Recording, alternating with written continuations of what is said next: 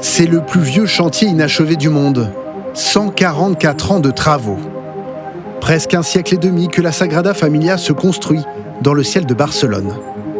À terme, 18 tours, 3 façades, une forêt de flèches et autant de défis à relever, sous les yeux des touristes ébahis. C'est très impressionnant, ça me donne la chair de poule. C'est génial qu'on vive au rythme de sa construction. C'est émouvant quand même de voir cette tour qui se construit au fur et à mesure après tant d'années. Un projet fou né dans la tête de Gaudi, architecte de génie et personnage fantasque qui dédiera sa vie à son chef-d'œuvre. Obsessionnel, il dort sur le chantier, conçoit chaque détail, mais ne verra que le début des travaux. L'homme est écrasé par un tramway en 1926, il y a tout juste 100 ans. Combien de temps je vivrai, disait souvent Gaudi.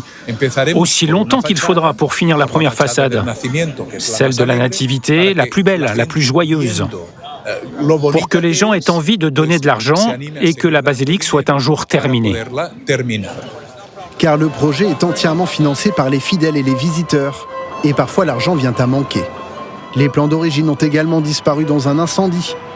Bref, beaucoup d'embûches, mais le projet avance. Coûte que coûte, pierre par pierre. Dernière réalisation, cette immense croix installée en février, 172,5 mètres. La Sagrada Familia devient ainsi la plus haute église du monde. Le pape Léon XIV la bénira. Une nouvelle page d'histoire n'est pas la dernière.